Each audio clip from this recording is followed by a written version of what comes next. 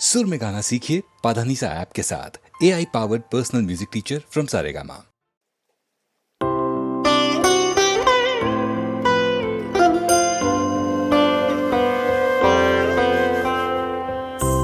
बड़ा नटखट है रे कृष्ण कन्हैया, का करे यशोदा मैया।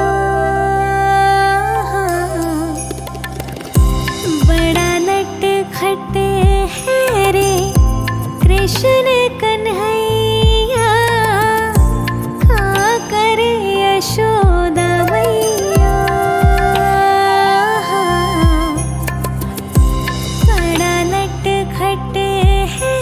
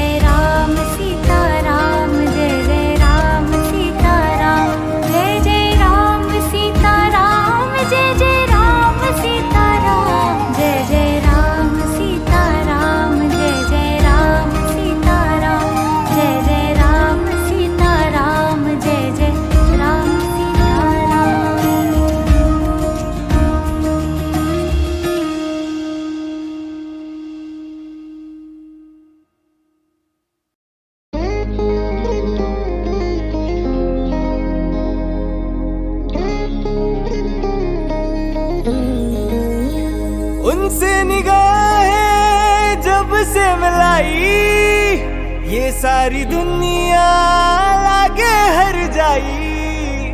उसकी आंखें मन में समाई, अब यही जीना जीना जीना जीना मर जाना है। ये पावन भूमि, यहाँ बार बार आना है। ये पावन भूमि, यहाँ बार बार आना।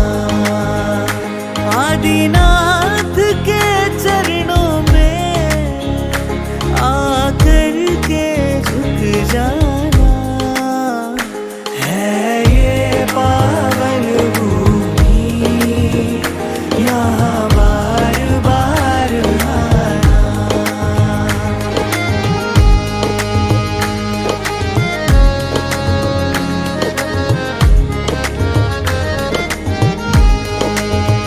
तू ही तो आसमां है, तू ही दरिया है, तू ही समंदर है। तू ही तो आसमां है, तू ही दरिया है, तू ही समंदर है। तू ही है शाख में, तू ही हवा में, तू मेरे अंदर है। तेरा तीरथ सुंदर है, तू प्राणों से प्यारा है। तेरा तीरथ सुंदर है, तू प्राणों से प्यारा है। मेरी विनती सुन लेना, भव पार लगा लेना है। ये पावन भूमि, यहाँ बार बार आना। निगाहों में तेरी जो है ये जादू है ना वो जादू कहीं और। निगाहों में तेरी जो है ये जादू है ना वो जादू कहीं और। पीछे दरबार में है,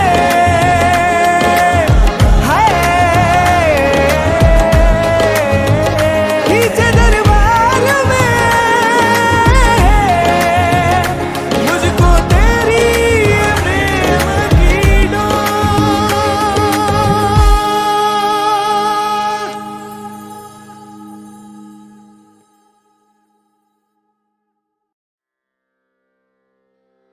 नमस्कार, मैं शैलेंद्र भारती आपका स्वागत करता हूं भागवत पुराण की कथा परीक्षित की मृत्यु। दोस्तों, ये कहावत तो आपने सुनी ही होगी कि विनाश काले विपरीत बुद्धि। क्या अर्थ होता है इसका? यानी कि जब बुरा समय आता है तो बुद्धि आपसे विपरीत यानी कि अनुचित काम करवा ही देती है। और ये तो सृष्टि का नियम है कि यदि किसी ने अनुचित किया है तो उसका बुरा फल तो उसे भोगना ही पड़ेगा, चाहे वो कितना भी बड़ा धर्मराज क्यों ना हो, अच्छा इंसान क्यों ना हो। पर भूले से भी जब कुछ अनुचित हो जाता है तो अपने किए को झेलना ही पड़ता है। अब यहां पर यह प्रश्न उठता है, वो ऐसा करता क्यों है? क्योंकि उसका बुरा समय उसे ऐसा करने पर विवश कर देता है। वो बुरा समय जो उसके ही किसी पिछले कर्म का परिणाम है। जी हां, आइए इस बात को जरा और ठीक से समझते हैं। राजा परीक्षित पांडवों के वंशधर थे, अभिमन्यु के पुत्र। परीक्षित इतने महान थे कि जब वो अपनी मां उत्तरा के गर्भ में थे तो अश्वत्थामा ने उन्हें गर्भ में ही मारने के लिए ब्रह्मास्त्र चला दिया था। तब श्री कृष्ण ने स्वयं परीक्षित को बचाया था, क्योंकि गर्भ में इतनी कठिन परीक्षा हो गई थी। इसी कारण इस बालक को परीक्षित के नाम से जाना गया। राजा परीक्षित धर्म का पालन करने वाले राजा थे। हमेशा अपनी प्रजा की सोचते, कुछ भी ऐसा नहीं करते कि जिससे उनकी प्रजा को कोई दुख झेलना पड़े। परंतु कई बार समय के आगे बड़े से बड़े बलवान की हार हो जाती है। यह उस समय की बात है जब श्री कृष्ण धरती छोड़ करके जा चुके थे। कहते हैं कि उसी समय कलयुग ने धरती में प्रवेश किया था। जब उसके पास रहने के लिए स्थान नहीं था, तब परीक्षित ने कलयुग से कहा था कि वो केवल उसी जगह पर रहे जहां पर जुआ, काम वासना, झूठ और मक्कारी होती है। और क्योंकि ये सब बातें एक साथ वहां होती है जहां सोना यानी कि गोल्ड होता है, तो कलयुग स्वर्ण में रहने लगा। राजा परीक्षित का अपना मुकुट भी सोने का ही था। कलयुग ने अपना वास राजा परीक्षित के मुकुट में बसा लिया। जिस दिन ऐसा हुआ, उसी दिन से धर्म पर चलने वाले राजा परीक्षित का अंत निश्चित हो गया। राजा परीक्षित ने अपने बुरे समय को न्योता दे दिया था। एक दिन राजा परीक्षित शिकार के लिए जंगल में निकले। जंगल में भटकते हुए वे ऋषि शमीक के आश्रम में पहुंच गए। ऋषि लोग जब जंगल में अपनी कुटिया बना के रहते थे तो उनका ध्येय यह होता था कि वो ध्यान कर सकें। तो ऋषि शमीक भी ध्यान में लीन थे और उन्हें राजा परीक्षित के आने का पता ही नहीं चला। राजा परीक्षित ने ऋषि को पुकारा। पुकारने पर भी ऋषि का कोई उत्तर नहीं आया। राजा परीक्षित क्रोध में आ गए। उन्हें लगा कि ऋषि शमीक ने जानबूझकर उनका अपमान किया है। बस यही वो क्षण था जहां पर राजा परीक्षित का बुरा समय या कलयुग उन्हें भड़का रहा था। परीक्षित को संभल जाना चाहिए था। कुटिया में रह रहे एक साधु से भला एक राजा क्यों नाराज होगा? पर विनाशकाल शायद इसी को कहते हैं दोस्तों। अपने अहंकार में राजा परीक्षित को लगा कि उनका अपमान हुआ है। ऋषि शमीक को सबक सिखाने के लिए परीक्षित ने उनके गले में एक मरे हुए सांप को डाल दिया। ऐसा करने पर भी ऋषि शमीक को पता ही नहीं चला। सोचिए कितने गहन ध्यान, डीप मेडिटेशन में लीन होंगे वो। परीक्षित को तब भी यह बात नहीं समझ आई और वो वहां से चले गए। कुछ समय के बाद ऋषि शमीक के तेजस्वी पुत्र श्रृंगी ऋषि आए। उन्होंने पिता के गले में मरे हुए सांप को देखा। श्रृंगी ऋषि ने राजा परीक्षित को श्राप दे दिया कि 7 दिन के भीतर एक तक्षक नाग के काटे जाने से उनकी मृत्यु हो जाएगी। समाचार राजा परीक्षित तक पहुंच चुका था। वो जानते थे कि उनसे भूल हो गई है। उनके राज्य में उन दिनों शुकदेव मुनि आए हुए थे। परीक्षित ने उनसे उपाय पूछा तो शुकदेव जी ने राजा परीक्षित को भागवत सुनने के लिए कहा। राजा परीक्षित भगवान की भक्ति में लीन हो गए। 7वें दिन जब तक्षक नाग ने आकर राजा परीक्षित को काटा तो उन्हें पता भी नहीं चला और उनकी मुक्ति हो गई। शायद राजा परीक्षित जान गए थे कि उनका अंत समय निकट है और इसलिए वो अधिक विचलित नहीं हुए और भगवान की कथा सुनते हुए ही उन्होंने अपने प्राण त्याग दिए। जरा सोचिए दोस्तों, जिस व्यक्ति में इतनी समझ थी कि वो कलयुग को अपने राज्य से बाहर देखना चाहता था, परंतु हार कर उसके आदेश पर कलयुग उन्हीं के पास रहने लगा जहां पर सारी बुराइयां एक साथ होती थीं, यानी के स्वर्ण में। बस यही एक भूल अंत में परीक्षित के अंत का कारण बनी। तो मित्रों, जब बुराई हमारे में घर कर जाती है ना, तो वो हमसे ऐसे ऐसे काम करवाती है कि जिससे केवल नाश या विनाश ही हो सकता है। Nothing good can come out of it. आपको ऐसा लगता होगा कि पता नहीं क्या सोचते हुए आपने ये बुरा कदम उठा लिया, पर सोच नहीं रहे थे, इसीलिए बुरा कदम उठाया गया और आपको सोचने से रोका उस बुराई ने जिसे आपने अपने अंदर जगह बनाने दी। यही वो क्षण, वो मोमेंट होता है जिसमें आप अपने विनाश काल को इनवाइट कर चुके होते हैं और आपकी बुद्धि विपरीत चलने लगती है और उसके परिणाम बड़े भयंकर होते हैं। राजा परीक्षित के मरने के बाद उनके बेटे जन्मेजय को जब पता चला कि एक नाग के कारण उनके पिता का अंत हुआ, तो उन्होंने नाग जाति का नाश करने के लिए नाग यज्ञ आरंभ कर दिया। अनगिनत नाग उसमें मारे गए थे। यह इसलिए हुआ कि अपने अहंकार में राजा परीक्षित ने एक ऋषि के ऊपर एक मरा हुआ नाग डाल दिया। और देखिए बात कहां से कहां पहुंच गई। इसलिए दोस्तों, जब भी किसी बुराई के आसपास आप हों और उससे आपको कोई इमीडिएट बेनिफिट दिख रहा हो, तो यह भी सोच लिया कीजिए कि उसके परिणाम कितनी दूर तक जाएंगे। आशा करता हूं कि इस कहानी से आप अपने जीवन को निखार पाएंगे, संवार पाएंगे और एक अच्छी राह को पा पाएंगे। इसी बात के साथ मैं शैलेंद्र भारती आपसे आज्ञा लेता हूं। धन्यवाद।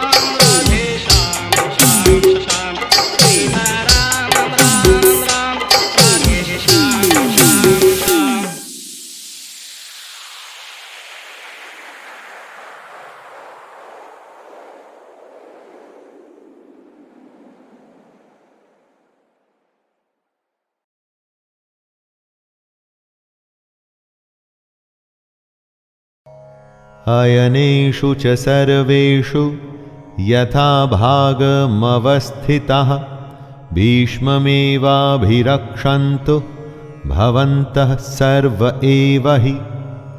दोनों सेनाओं के इस तरह के वर्णन से दुर्योधन अपनी इस बात पर पहुंचना चाहता था, और वो ये कि हर किसी को अपने अपने मोर्चों पर अपनी अपनी जगह स्थित रहते हुए निसंदेह भीष्म पितामह की रक्षा करनी है।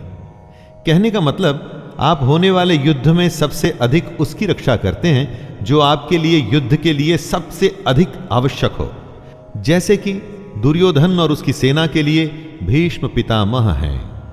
भीष्म पितामह के हारने का मतलब था कि युद्ध हार जाना, और उनके बचे रहने का मतलब कि आप युद्ध हार नहीं सकते।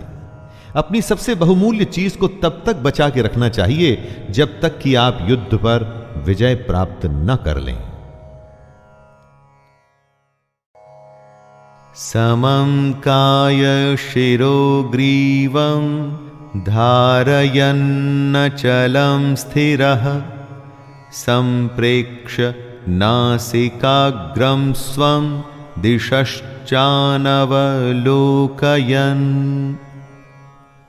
ध्यान में कैसे बैठें, मेडिटेशन कैसे करें, इसी को समझा रहे हैं कृष्ण। वो कहते हैं कि अपने शरीर, सिर और गले को समान एवं अचल धारण करके और स्थिर होकर अपनी नाक के आगे के हिस्से पर दृष्टि जमाकर अन्य दिशाओं को न देखते हुए बैठना है। और बैठे हुए आपका सिर, गला और शरीर का बाकी हिस्सा एकदम सीधा होना चाहिए। शरीर की स्थिरता के बाद मन को स्थिर करने के लिए आंखें नाक के आगे वाले हिस्से पर रखें ताकि और कुछ दिखाई न दे। ऐसा करके अपने मन को आप नियंत्रित कर सकते हैं, ध्यान कर सकते हैं।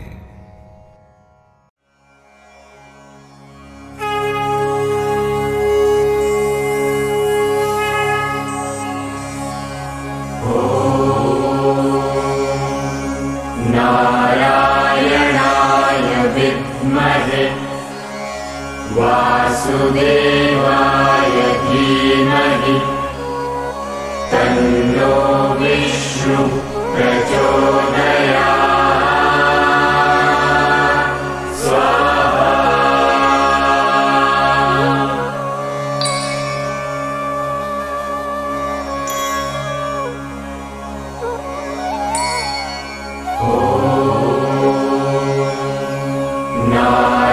नारायणाय विद्महे वासुदेवाय धीमहि तन्नो विष्णु प्रचोदयात्।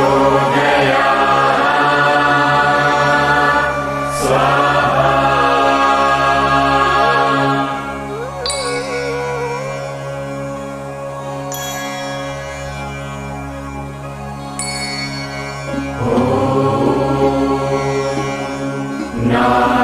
नारायणाय विद्महे वासुदेवाय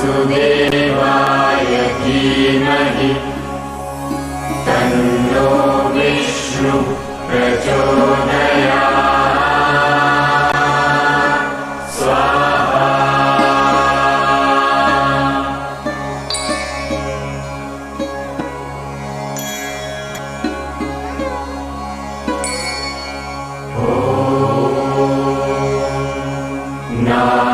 नारायणाय विद्महे वासुदेवाय धीमहि तन्नो विष्णु प्रचोदयात्। स्वाहा।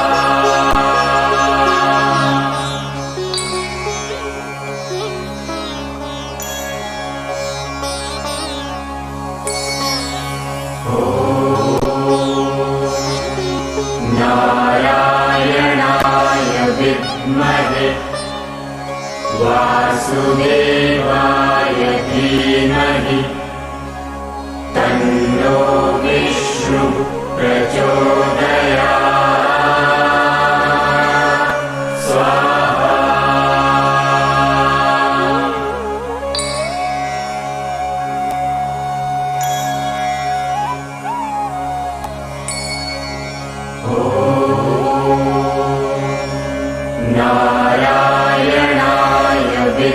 विद्महे वासुदेवाय धीमहि तन्नो विष्णु प्रचोदयात्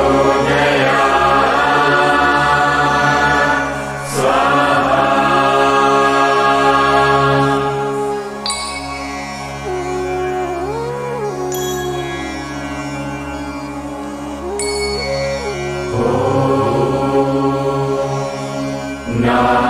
नारायणाय विद्महे वासुदेवाय धीमहि तन्नो विष्णु प्रचोदयात् स्वाहा।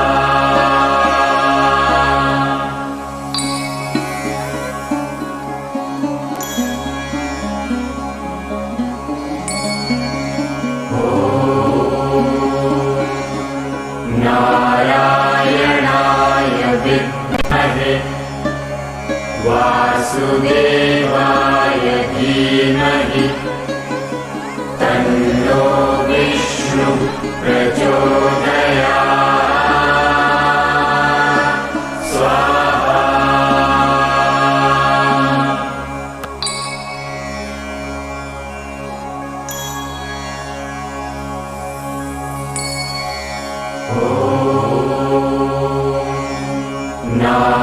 नारायणाय विद्महे वासुदेवाय धीमहि तन्नो विष्णु प्रचोदयात्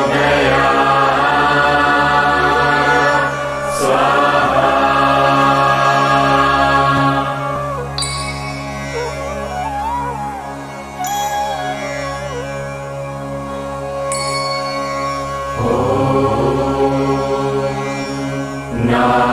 नारायणाय विद्महे वासुदेवाय धीमहि तन्नो विष्णु प्रचोदयात्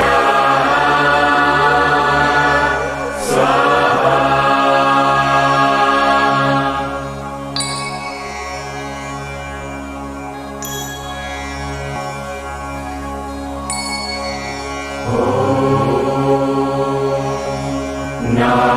नारायणाय विद्महे वासुदेवाय धीमहि तन्नो विष्णु प्रचोदयात् स्वाहा।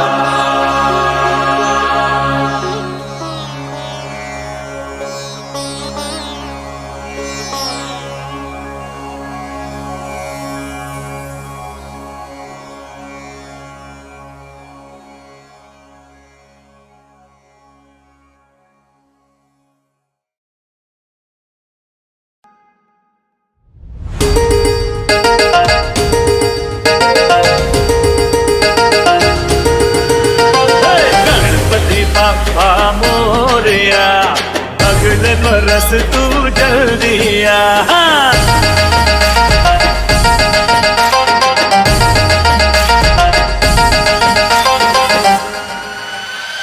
गणपति बाप्पा मोरया अगले बरस तू जल्दिया।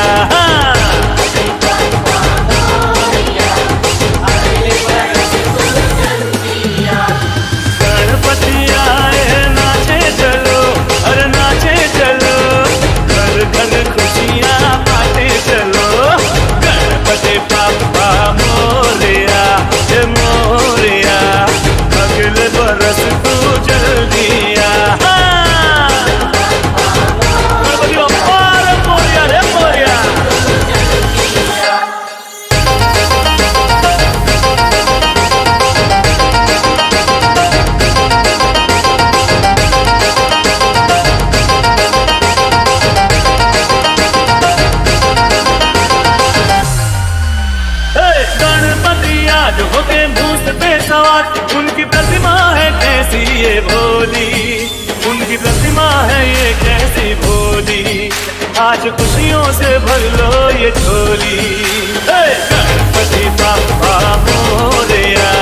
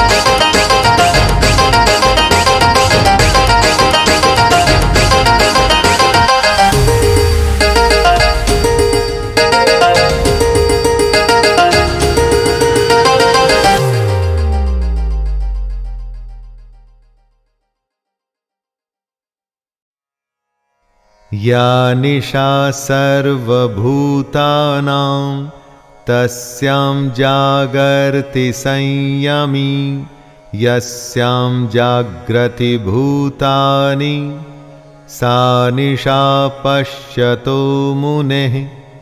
संपूर्ण प्राणियों के लिए जो रात्रि के समान है, उस नित्य ज्ञान स्वरूप परमानंद की प्राप्ति में स्थित प्रज्ञ योगी जागता है, और जिस नाशवान सांसारिक सुख की प्राप्ति में सब प्राणी जागते हैं, परमात्मा के तत्व को जानने वाले मुनि के लिए वह रात्रि के समान है। दोस्तों, कृष्ण की यह बात गहरी है और समझनी पड़ेगी। जो सबके लिए रात है, उस रात में योगी परमात्मा के लिए, ज्ञान के लिए जागता है और साधना करता है। और जो सबके लिए सांसारिक सुख है, जिसके लिए संसार में हर कोई जागता है, वो सुख योगी के लिए रात के समान है। जब सब सोते हैं तो मेहनती बच्चा रात में जाग के पढ़ता है और परीक्षा में वो ही अव्वल आता है।